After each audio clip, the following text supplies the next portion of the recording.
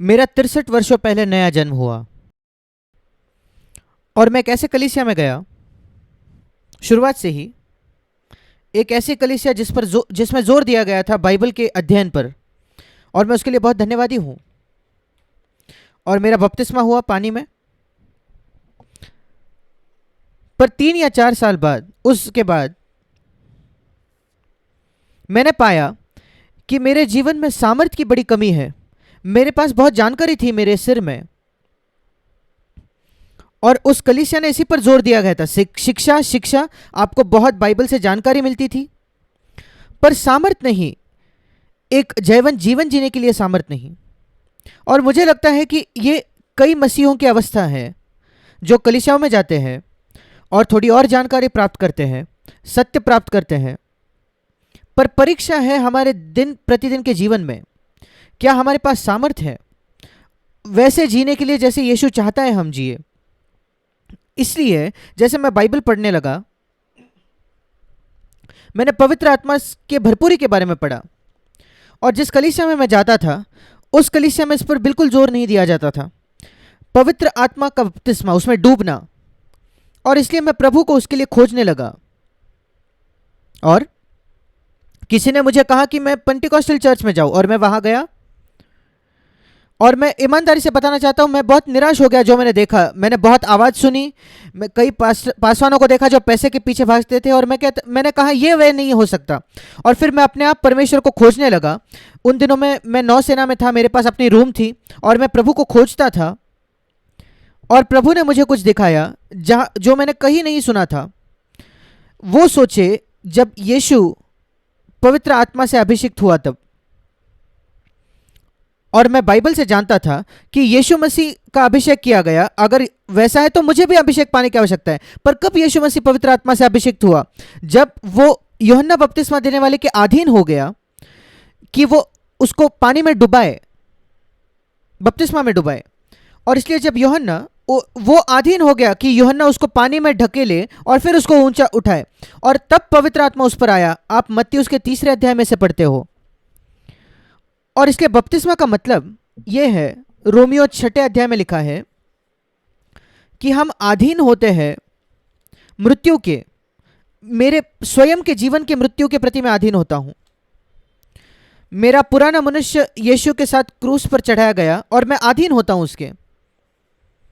आप एक व्यक्ति को अनुमति देते हो कि वो आपको पानी के नीचे डुबाए, ये एक चित्र है, चिन्ह है। जैसे रोटी तोड़ना, ये एक चिन्ह है।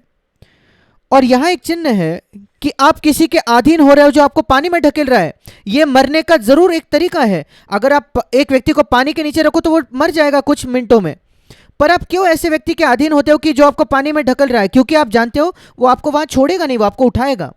और वहां मतलब यह है, अगर आप अधीन हो जाओगे मरने के, तो आपके स्वयं के जीवन में परमेश्वर, सर्वशक्तिमान परमेश्वर, वो आपको जीवित करेगा, उठाएगा।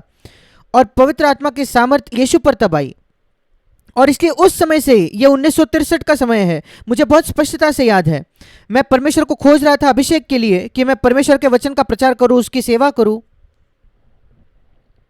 और प्रभु ने मुझे बिल्कुल साफ तौर पर उस समय कहा, अगर तुम इस मार्ग को चुनोगे, स्वयं के प्रति मरने के मार्ग को। मैंने ये कभी कहीं किस सुना नहीं था उस कलीसिया में जहां मैं जा रहा था। मेरी सामर्थ तुम पर रहेगी हमेशा, पर जिस दिन तुम निर्णय लोगे कि इस मार्ग से तुम्हें दूर जाना है, मेरी सामर्थ तुमसे दूर हो जाएगी। और मैंने उस दिन कुछ सीखा, अगर मैं परमेश्वर की सामर्थ चाहता हूं मेरे जीवन पर और मेरे सेवकाई में, मुझे स्वयं के प्रति मरने के मार्ग को चुनना होगा। वो मुझे जोर जबरदस्ती नहीं करेगा। जब कोई आपका बपतिस्मा करता है, आप उसका विरोध कर सकते हो, नहीं नहीं मैं पानी के नीचे नहीं जाना चाहता। और मैंने तय किया, ये 59 वर्षों पहले था, और मैंने कहा प्रभु मैं ज्यादा और ज्यादा जानना चाहता हूं, और कई वर्षों में मैं और सीखा हूं। और इसलिए मैं आपको एक वचन दिखाना चाहता हूं, 2 कुरिन्थ उसका 4 अध्याय, जो मेरे लिए बहुत बहुमूल्य बन गया है इतने वर्षों में।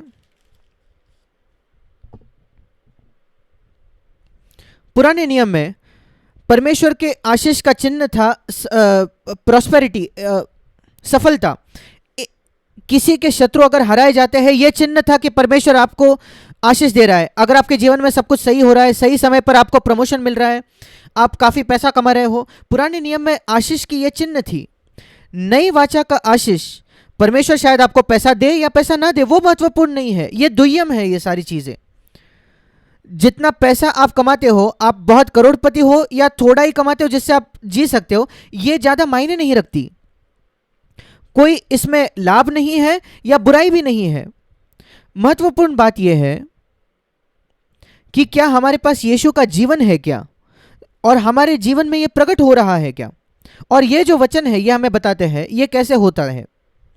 यहां लिखा है 2 कुरिन्थ 4 उसका 7वां वचन, हमारे इस मिट्टी के बर्तनों में हमारे पास धन है और वो धन यीशु मसीह है। और उसके लिए वो मसीह का जीवन जो आपके अंदर आया जब आपका नया जन्म हुआ, मेरे अंदर आया, आपके अंदर आया, वो अंदर तो है पर वो बाहर प्रकट होने के लिए हमारे स्वयं के जीवन को जो उसको ढांकता है वो कुचला जाना चाहिए। यही यीशु का मतलब था जब उसने कहा एक गेहूं का दाना वो अकेला रहता है, पर अगर वो भूमि में पड़कर मर जाता है तो वो बहुत फल लाता है। हम सब जानते हैं कि गेहूं कैसे उगाया जाता है। आप एक गेहूं का दाना लीजिए, उसकी गेहूं के दाने के अंदर एक जीवन है, पर वो जीवन जो है वो बंद है। वो बाहर जो उसकी सतह है उसके अंदर जिसको परमेश्वर ने बनाया है, वो जीवन अंदर बाहर आ ही नहीं सकता, वो जीवन अंदर तो है। इसी वजह से जब आप उसको जमीन में बोते हो, वो जो बाहर की सतह है वो टूट जाती है गेहूं के दाने की, और फिर जीवन आता है। वैसे ही गेहूं उगता है। पर अगर उस गेहूं का दाना लो और उस बाहर के शेल को कभी टूटने न दो, आप उसको अगर ग्लास केस में अपने घर में रखो तो 100 वर्षों बाद भी वो एक गेहूं का दाना ही रहेगा। पर अगर उसको भूमि में बो दिया जाए, वो बहुगिणित होकर वो 100 होता है और वर्षों के बाद वो आते रहता है और लाखों गेहूं के दाने बन जाते हैं। रहस्य क्या है? वो अनुमति देता है उसके बाहर की जो सतह है वो टूट जाए। यही यीशु ने कहा, जब तक एक गेहूं का दाना भूमि में पड़कर मरता नहीं, वो कभी फल नहीं लाएगा। मेरे प्रिय भाई और बहनों, परमेश्वर चाहता है आप हम में से हर एक में से बहुत फल लाना चाहता है, पर वो छिपा हुआ होता है एक शेल के अंदर, एक सतह के अंदर, जिसको हम अपना स्वयं का जीवन कहते हैं। हम अपने डिग्निटी, हमारे आदर को, हमारे सम्मान को सुरक्षित रखना चाहिए, अपने आप को सुरक्षित रखना चाहते हैं। मैं मेरा मार्ग चाहता हूं। जब तक आप ये रवैया रखो, जीवन अंदर तो है, मसीह आपके हृदय में आ चुका है, पर वो कभी प्रकट नहीं होगा। और आप अपना जीवन जी सकते हो पूरा, और ये पाओगे जब आप मसीह के न्यायासन के सामने खड़े होंगे कि आपने अपना पृथ्वी का जीवन व्यर्थ गवा दिया। पैसा कमाते हुए, एक अच्छा नाम कमाते हुए, नियमित तौर पर कलीसिया में जाना, एक अच्छी कीर्ति पाना कि आप एक अच्छे मसीही हो, और आप पाओगे कि आपका जीवन वो परमेश्वर के लिए कोई मायने नहीं रखा। मैं नहीं चाहता कि मैं एक अच्छा जाना माना मसीही रहूं। वास्तविकता में तो मैं बिल्कुल लोगों से जाना ही नहीं जाना चाहता। मैं चाहता हूं कि मेरा जीवन परमेश्वर के लिए इस प्रकार मायने रखे कि जब मैं प्रभु के सामने अंतिम दिन पर खड़ा होऊंगा, मेरे पास कोई पछतावा नहीं होगा। जब मेरा पूरा जीवन एक वीडियो टेप पर चलाया जाएगा और मैं देखूंगा कि मैंने कैसे चुनाव किए मेरे जीवन में, और मैं देखता हूं प्रत्येक परिस्थिति में कि क्योंकि मैंने सही चुनाव किया, यीशु का जीवन मेरे से प्रकट हुआ। यह मेरी सबसे बड़ी लालसा है। और इसलिए यहां कहा गया है, ये जो धन है मिट्टी के बर्तनों में, जैसे गेहूं के दाने के अंदर जीवन होता है, यह बाहर कैसे प्रकट होगा? वो बाहर की सतह टूटनी चाहिए, क्रैक होनी चाहिए। और इसलिए प्रेरित पौलुस कहता है, परमेश्वर ने उसके तौर में उसका जीवन इस प्रकार तोड़ा। 8वां वचन, वो सब जगह से क्लेश भोगता था। अब क्लेश शारीरिक हो सकता है, हमेशा शारीरिक नहीं होता। लोग हमें चिढ़ दे सकते हैं, वो भी एक क्लेश है। लोग हमें तकलीफ दे सकते हैं, लोग हमारी बुराई कर सकते हैं। ये सारे अलग अलग तरीके हैं हमारा स्वयं का जीवन जिससे क्लेश सहता है। कोई मेरी बुराई कर रहा है और मैं उसको सुनता हूं, कोई मुझे नीचे ढकेल रहा है, मेरे से बुरा दुर्व्यवहार कर रहा है, मुझे धोखा दे रहा है शायद। प्रत्येक परिस्थिति में क्यों? परमेश्वर उस बाहरी सतह को तोड़ने की कोशिश कर रहा है। क्या आप जानते हो अधिकतर मनुष्य, अधिकतर मसीही भी क्या करते हैं? उसका विरोध करते हैं। वे शिकायत करते हैं, देखिए वो व्यक्ति मेरे बारे में क्या कर रहा है, देखिए वो व्यक्ति मेरे विरुद्ध क्या कर रहा है। और वो जो बाहरी सतह है गेहूं के दाने की, वो वैसे के वैसे ही रहती है। अगर आप ऐसे जियो अपने जीवन भर, मैं आपको बताना चाहता हूं मेरे प्रिय भाई, मेरी प्रिय बहन, आप अपना मसीह जीवन व्यर्थ गवा दोगे। यद्यपि आप इस कलीसिया में 30-40 वर्षों तक बैठे थे, फिर भी जैसे हमने आज सुना, ये नहीं कि हम संदेश सुने और हमारे हृदय में हम बहुत उत्तेजित हो जाएं। यीशु का जीवन हम में प्रकट होना चाहिए। हैरान, ये दूसरा तरीका है कि परमेश्वर 8वां वचन में लिखा है, हिंदी में निरूपाय लिखा है, हम चाहते हैं कि हमारे जीवन में स्पष्टता हो, पर परमेश्वर हमें कभी कभी चीजें बताता नहीं। ये साफ स्पष्टता जो है ये बच्चों के लिए। जैसे जैसे हम सयाने होते हैं, आपको लगता है जितना हम सयाने हो जाएंगे कि हमें और साफ दिखने लगेगा, ये बिल्कुल विरुद्ध है। ये प्रेरित था जो निरुपाय था, ये सबसे महान प्रेरित उस समय का, ये हैरान था, परेशान था। आप प्रभु को खोज रहे हो और आप परेशान हो और आप परमेश्वर के सामने झुककर कहते हो, प्रभु मैं नहीं जानता आप मेरे साथ ये क्यों कर रहे हो, मैं नहीं जानता आगे क्या करना है, पर मैं आपके अधीन होता हूं। जब मैं क्लेश भोगता हूं मैं अधीन होता हूं, जब मैं परेशान हूं, हैरान हूं, मैं आपके अधीन होता हूं। 9वां वचन, सताए जाना। शुरुआती दिनों में शारीरिक था, उनको वे सताए जाते थे, उनकी गर्दन काट दी जाती थी। पर आप आपके ऑफिस में सताए जा सकते हो क्योंकि आप मसीह के लिए खड़े होते हो।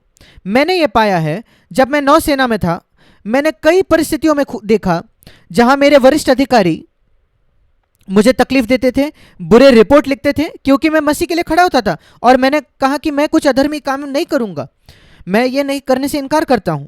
और आप जानते हो नौसेना में अगर आप ऐसा करो आपको जेल में डाल दिया जाएगा। मैंने कहा ठीक है, मैं जेल में जाना तैयार हूं, पर मैं कुछ अधर्मी नहीं करूंगा, चाहे कोई भी वरिष्ठ अधिकारी मुझसे क्यों ना कह दे। आप आपकी नौकरी खो दोगे, पर क्या आपको लगता है कि प्रभु के लिए अगर आप आपकी नौकरी खो दो, वो आपको पीड़ा उठाने देगा? वो आपको बेहतर नौकरी देगा जहां आप उसको महिमा ज्यादा दे पाओ। सताए जाते हैं, गिराए जाते हैं, ये तरीके हैं वो बाहरी सतह तोड़े जाने की। और फिर वो सबको इसमें उसको कहता है 10 और 11 वचन में, 10, 11, 12 में, हम यीशु की मृत्यु को अपनी देह में हर समय लिए फिरते हैं। यीशु की मृत्यु क्रूस पर हुई थी, जहां वो मेरे पाप के लिए मरा, उसमें मेरा कोई सहभाग नहीं। मैं अपने पापों के लिए नहीं मर सकता, वो मरा और कोई और नहीं मर सकता। सर्वशक्तिमान परमेश्वर को आना पड़ा मनुष्य होकर और उसे मरना पड़ा। पर बाइबल कहती है कि मैं उसके साथ क्रूस पर चढ़ाया गया। और उस तरीके से एक यीशु की मृत्यु है जिसके साथ मुझे भी जीना है प्रत्येक दिन। इस स्वयं के जीवन के प्रति मरना जो यीशु के जीवन को ढाकती है, जो मेरे अंदर है, ताकि वो यीशु का जीवन बाहर प्रकट हो, उस गेहूं के दाने के अंदर का जीवन बाहर प्रकट हो। जब कभी आप देखते हो एक ऐसा व्यक्ति, ऐसा मनुष्य जिसके जीवन से बहुत फल आ रहा है, आप बिल्कुल निश्चित हो सकते हो कि उसके गुप्त जीवन में वो कई बार मर चुका है, कई चीजों के लिए। अपने महत्वाकांक्षा के प्रति वो मरा, अपने मौकों के प्रति वो मरा है कि वो अपने जीवन का कुछ बनाए, इस संसार में कुछ बड़ा करें। और उसने कहा, प्रभु मैं केवल तेरे लिए जीना चाहता हूं। आप अंतिम दिन में खोजोगे कि जो कुछ आपने इस संसार में हासिल किया उसका कोई मूल्य नहीं है अगर मसीह आपके जीवन में प्रकट नहीं हुआ तो। और फिर यहां कहा है, अगर मैं इस मृत्यु को ग्रहण करता हूं तो, देखिए ये क्या ही अद्भुत वायदा है, ये मुझे चुनौती देता है। यीशु का जीवन भी, 2 कुरिन्थ 4:10, यीशु का जीवन भी हमारी देह में प्रकट होगा। आप मुझे बताइए मेरे भाई मेरे बहन, क्या इससे कुछ बढ़कर है कि आप जीवन में इससे बढ़कर कुछ कर सकते हो कि आप यीशु का जीवन आपकी देह में प्रकट हो? ये बड़ा है, सबसे बड़ा ओलंपिक्स का एक खिलाड़ी होने से या राजा होने से या राष्ट्रपति होने से, किसी भी चीज से बड़ा कि यीशु का जीवन आप में प्रकट हो। आप जो जवान लोग हो, मैं आशा करता हूं कि आप इससे जकड़े जाओगे कि यीशु का जीवन आपके देह में प्रकट हो। यह एक लालसा प्रतिदिन हमारी होनी चाहिए, यीशु का जीवन। और फिर वो आगे जाकर कहता है 11वें वचन में, ऐसे ही वचन है, क्योंकि हम जीते जी सर्वदा ये 24 घंटे 7 दिन यीशु के कारण मृत्यु के हाथ में सौंपे जाते हैं। कोई आपको अपमान कर सकता है, अपना मुंह बंद रखिए, मर जाइए। कोई आपकी तारीफ करता है, मर जाइए, आप उससे उत्तेजित ना हो, और यीशु का जीवन आप में प्रकट होगा, हम में प्रकट होगा। फिर एक बार वही बात पर वो जोर दे रहा है।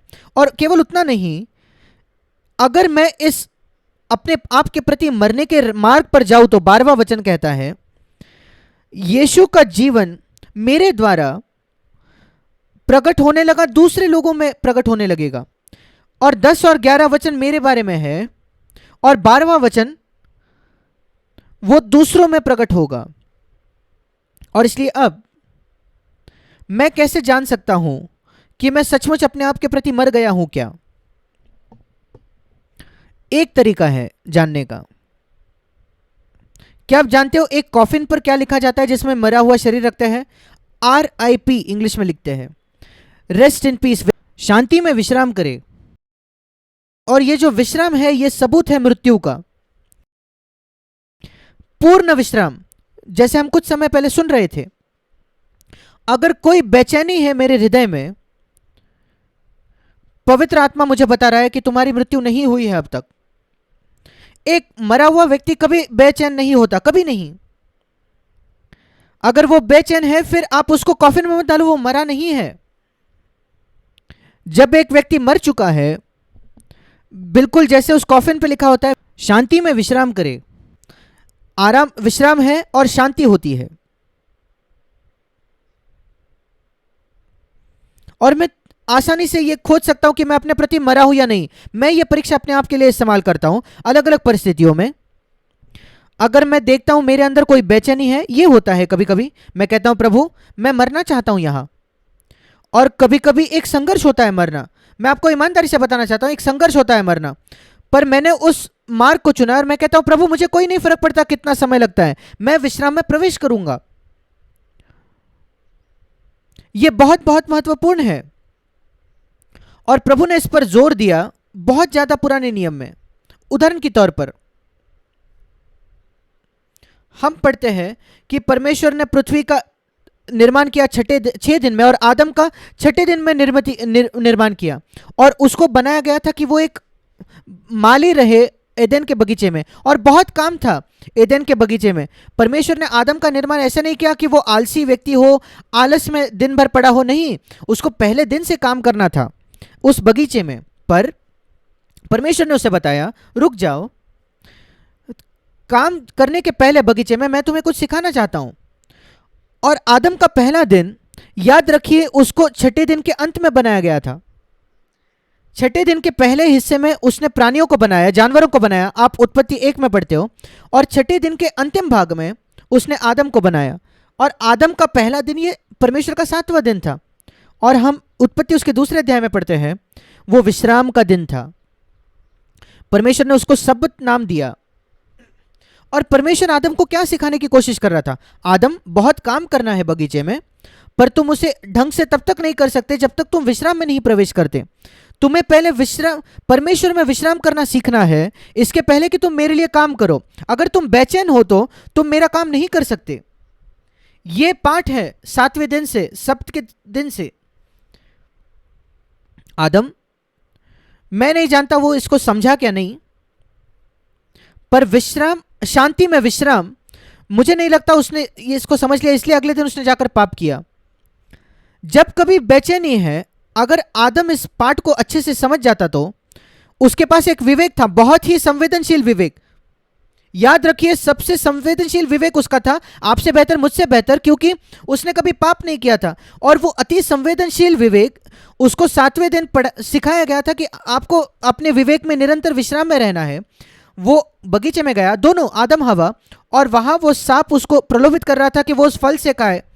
और मैं बिल्कुल निश्चित हूं, कोई शक नहीं है मेरे मन में कि हवा को अपने हृदय में एक बेचैनी महसूस हुई। अरे ये परमेश्वर नहीं चाहता मुझे ये करना है, उसने कहा है मुझे ये नहीं खाना है। पर हवा ने उस आवाज को कहा चुप हो जाओ, और उसने उस फल को लिया। पाप इसी प्रकार आया।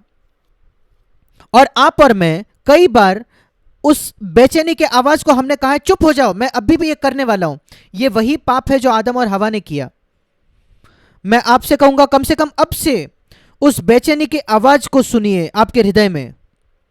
उसे ये मत कहो कि चुप हो जाओ, वो परमेश्वर की आवाज है जो आपको बता रही है तुम एक सही अवस्था में नहीं हो, तुमको मरने की जरूरत है। यही मतलब है शब्द के दिन का। पर आदम बगीचे में बहुत व्यस्त होना चाहता है। परमेश्वर के लिए आपका सारा काम कोई काम का नहीं, अगर आप ये नहीं सीखते कि आप विश्राम की जगह से कैसे काम करो। निर्गमन की पुस्तक उसका 31 अध्याय, निर्गमन उसकी पुस्तक 31 अध्याय, ये अद्भुत है कैसे परमेश्वर ने ये व्यवस्था बनाई, ये नियम बनाया, शब्द का बहुत कठोर बनाया। हम विश्वास नहीं कर सकते कितना कठोर। परमेश्वर ने मूसा से कहा 12वें वचन में, निर्गमन 31:12 से लेकर 17 वचन, ये शब्द का दिन एक चिन्ह है मेरे में और तुम्हारे बीच। 14 वचन, निर्गमन 31:14, तुम्हें विश्राम दिन को मानना है, वो पवित्र है। अगर तुम उसको अपवित्र जानोगे तुम निश्चय मार डाले जाओगे।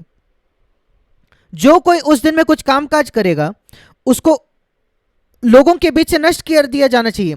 6 दिन जितना चाहिए काम करो, सुबह से लेकर रात तक शायद। 7वां दिन एक परम विश्राम का दिन है, 100% विश्राम। और अगर कोई कुछ भी काम करे विश्राम के दिन उसे निश्चय मार डाला जाना चाहिए, कोई शक नहीं। हम आगे जाकर पढ़ते हैं, निर्गमन 16 अध्याय में एक व्यक्ति बाहर जाकर लकड़ियां उठा रहा था, उसने आग भी नहीं लगाई, केवल लकड़ियां जमा की और उसको मार दिया गया शब्द के दिन पर। उसको कोई काम नहीं करना था शब्द के दिन। परमेश्वर क्या सिखाने की कोशिश कर रहा था इसराइल को इसके द्वारा? शब्द का विश्राम बहुत महत्वपूर्ण है। वो दिन नहीं, वो शनिवार नहीं जैसे सेवेंथ डे एडवेंटिस्ट सिखाते हैं, नहीं, ये एक चित्र है, ये एक चित्र था वो अंदरूनी विश्राम का, एक अंदरूनी विश्राम। आप जानते हो बेचैनी क्या होती है? कोई विचार आपके मन में आता है किसी के प्रति जो आपको तकलीफ दे रहा है और आप बेचैन हो जाते हो। आपको कैसे लगेगा उस समय? अगर आप मर जाओगे तो आपको बिल्कुल तकलीफ नहीं होगी कि वो आपको क्या कर रहा है, वो क्या आपको तकलीफ दे रहा है। ये है छुटकारे का मार्ग। हम इतने परिस्थितियों में आ जाते हैं, आमतौर पर दूसरे लोगों के साथ जब हम काम बर्ताव करते हैं, बेचैनी हम एक ऐसे संसार में जीते हैं जहां बहुत ज़्यादा बेचैनी है, बहुत कारण है जिससे बेचैन हो जाए। घर में कुछ हो गया, ऑफिस में कुछ हो गया, किसी रिश्तेदार ने कुछ कर दिया, किस व्यक्ति ने कुछ ना कुछ कर दिया है। अगर आप यीशु का जगह लोगे, जैसे बपतिस्मा के पानी के नीचे वो गया, अगर उस स्थान को आप लोगे तो आप विचलित नहीं होगे, परेशान नहीं होगा आपको। जब तक कि आप परेशान हो रहे हो, इसका मतलब उस गेहूं के दाने की बाहरी सतह को आप संभाले रखो हो, तो यीशु का जीवन कभी आपसे बाहर नहीं आएगा। आप सब कुछ समझ सकते हो, आप यहां आकर प्रचार कर सकते हो और यीशु का जीवन प्रकट नहीं होगा उस क्षण में, प्रलोभन के उस क्षण में। मैं आपको कुछ बताना चाहता हूं। आप में से कुछ लोग शायद सोचेंगे कि काश मैं प्रचार कर पाता इन भाइयों के साथ जो यहां प्रचार करते हैं। मैं आपको बताता हूं वो महान बात नहीं है, उससे महान यह है कि मसीह की जीवन प्रकट करना। यद्यपि आप कभी यहां आकर प्रचार नहीं करते, मैं किसी भी दिन यीशु का जीवन प्रकट करूंगा, इससे बेहतर कि मैं प्रचारक बनूं, क्योंकि अनंत काल में आप पाओगे यह महत्वपूर्ण बात थी। प्रचार करना वरदान है, परमेश्वर कुछ लोगों को देता है। अगर आपके पास है, परमेश्वर आपको देता है तो उसका इस्तेमाल कीजिए, पर वो महान बात नहीं है। कलीसिया में, संसार में उसको बहुत सराहा जाता है, पर स्वर्ग में आप पाओगे कई प्रचारक वहां नहीं है। जैसे आपने सुना वो नर्क में है। पर एक व्यक्ति जो अपने आप के प्रति मर चुका है, प्रतिदिन यीशु का जीवन प्रकट करने के लिए, वो सबसे महान व्यक्ति होगा परमेश्वर के राज्य में। देखिए यशायाह 30 अध्याय में क्या लिखा है। यशायाह उसका 30 अध्याय और 15 वचन, प्रभु कहता है, लौट आने और शांत रहने में तुम्हारा उद्धार है। इंग्लिश में लिखा है मन फिराने और शांत रहने में। फिर एक बार विश्राम के बारे में है, शब्द का विश्राम। मन फिराना, लौट आना मतलब पीछे मुड़ना। पीछे मुड़ने में, उस मार्ग में जिसमें तुम जा रहे हो उससे पीछे मुड़ने में, और एक विश्राम की जगह आने में, शांत रहने की जगह आने में तुम्हारा उद्धार है। तुम अपने स्वयं के जीवन से उद्धार पाओगे, तुम कई समस्याओं से उद्धार पाओगे अपने जीवन में, अगर तुम ये विश्राम का जीवन जीना सीख लो तो। मन फिराने में और विश्राम रहने में, इंग्लिश में लिखा है, और शांत रहने और भरोसा रखने में तुम्हारी वीरता, सामर्थ्य आएगी। पर तुम तैयार नहीं हो, तुम कहते हो नहीं मैं अपने आप से करूंगा, और तुम अपने आप से करने की कोशिश करते हो और बेचैन हो जाते हो। उसने कहा नहीं, हम घोड़ों पर भाग जाएंगे, हम तेज घोड़ों पर भागकर सवार हो जाएंगे और उस समस्या का हल करोगे। फिर क्या होगा? तुम में से 1000 एक व्यक्ति को देखकर भाग जाएगा। इसलिए प्रभु चाहता है कि वो तुम पर अनुग्रह करे। वो विलंब करता है, 18 वचन, वो रुकता है, वो तुमको कहते रहता है विश्राम में आ जाओ, विश्राम में आ जाओ। वो इंतजार करता है, इंतजार करता है। और फिर यहां लिखा है 21 वचन, तुम्हारे कान एक वचन सुनेंगे तुम्हारे पीछे। मैं आपको यह बताना चाहता हूं, तुम में से जिन्होंने यह संदेश सुना है, आज कल आने वाले दिनों में आपके कान एक आवाज सुनेंगे अपनी आत्मा में। याद रखिए आपने संडे को क्या सुना था, मर जाइए, अपने आप के प्रति मर जाइए, विश्राम में प्रवेश कीजिए। मार्ग यही है, 21 वचन, इसी पर चलो। जब आप फिसल रहे हो, वहां मतलब यह है जब आप फिसल कर दाएं या बाएं जाओगे, उस सीधे मार्ग पर नहीं हो, खुद के मरने के प्रति। यह मतलब है जो हमने इब्रानियों में पहले पढ़ा था। इब्रानियों में लिखा है, अब एक शब्द का विश्राम बाकी है परमेश्वर के लोगों के लिए। इब्रानियों 4:9, परमेश्वर के लोगों के लिए शब्द का विश्राम बाकी है, आपके और मेरे लिए। और पहला वचन, आइए हम डरे, हम भय रखें कि जब एक ऐसी प्रतिज्ञा है, विश्राम में प्रवेश करने की प्रतिज्ञा जब दी गई है परमेश्वर के द्वारा, कि आप उससे कोई वंचित ना रह जाए, उससे चूक ना जाए, वहां लिखा है। यह मतलब है नई वाचा के शब्द का, नए नियम के शब्द का। यह शब्द का नए नियम के अर्थ यह है, यह बहुत आसान है कि उसको शारीरिक शब्द रखना, जैसे कुछ लोग करते हैं, वो कुछ काम नहीं करते शनिवार के दिन और ऐसी चीजें। ये उत्तर नहीं है। ये सारा चित्र था एक अंदरूनी विश्राम का, जहां मैं संघर्ष करना छोड़ देता हूं। ये रहस्य है विजयी जीवन का। ये रहस्य है जयवंत गुस्से पर जय पाने का। ये रहस्य है जलन पर जय पाने का, कड़वाहट पर शिकायत करना, कुड़कुड़ाना।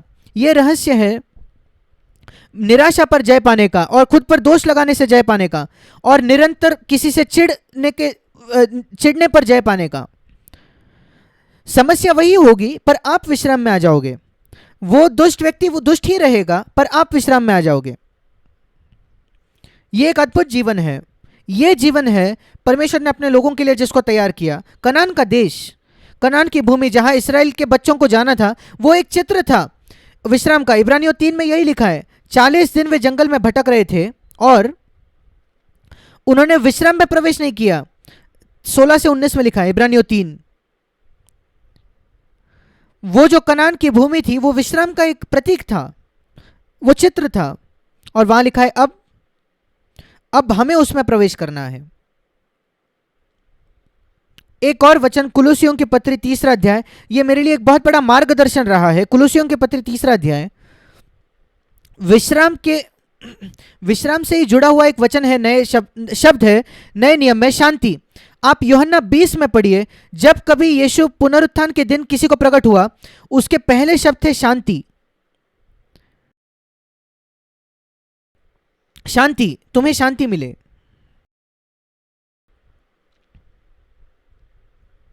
और परमेश्वर चाहता है कि हमारे जीवन में ऐसा ही हो। कुलुसियों की पत्री 3 अध्याय हम पढ़ते हैं। कुलुसियों की पत्री 3 अध्याय 15 वचन। मसीह का ये जो मसीह की शांति, मेरे बाइबल के मार्जिन में लिखा है कि वो तुम्हारे हृदय में रेफरी बने, रेफरी अंपायर बने।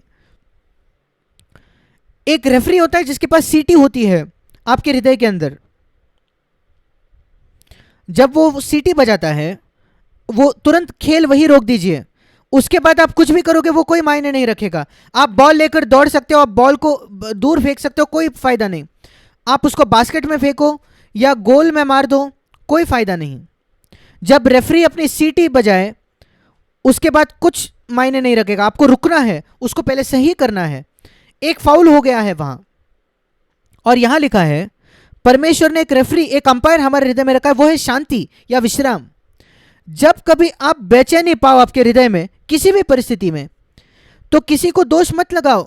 अपने बच्चों पर दोष मत लगाओ, उस पड़ोसी पर दोष मत लगाओ, उस दूसरे व्यक्ति को दोष मत लगाओ, ऑफिस में अपने रिश्तेदारों पर दोष मत लगाओ। कहिए, प्रभु अंपायर ने सीटी बजाई है मेरे हृदय में, मैं रुकने वाला हूं, मैं उसे तो नहीं बदल सकता, मैं अपने आसपास के लोगों को नहीं बदल सकता, मैं अपने आप के बारे में कुछ कर सकता हूं। मैं यीशु के मृत्यु में, यीशु के मरने में प्रवेश करना चाहता हूं। मैं मरने वाला हूं यहां अपने आप के प्रति। हाँ, शुरुआत में थोड़ा कठिन होगा, पर जैसे समय बीतता जाता है, जैसे हम इसके आदी हो जाते हैं, आप आश्चर्यचकित हो जाओगे इसका परिणाम देख के कि यीशु का जीवन आप में प्रकट होता है अधिक और अधिक आपके जीवन में। और आपकी पत्नी भी आश्चर्यचकित हो जाएगी कि क्या हो गया आपको, आपका पति आश्चर्यचकित हो जाएगा, जो लोग आपके साथ काम करते, जो आपके साथ जीते, वो आश्चर्यचकित हो जाएंगे, इस व्यक्ति के साथ क्या हो रहा है, वो यीशु के मरने में प्रवेश कर चुका है। ये ऐसा कुछ है जो पवित्र आत्मा ही हमें पूरे तरीके से समझा सकता है, इसलिए मैं वहीं इसे छोड़ दूंगा।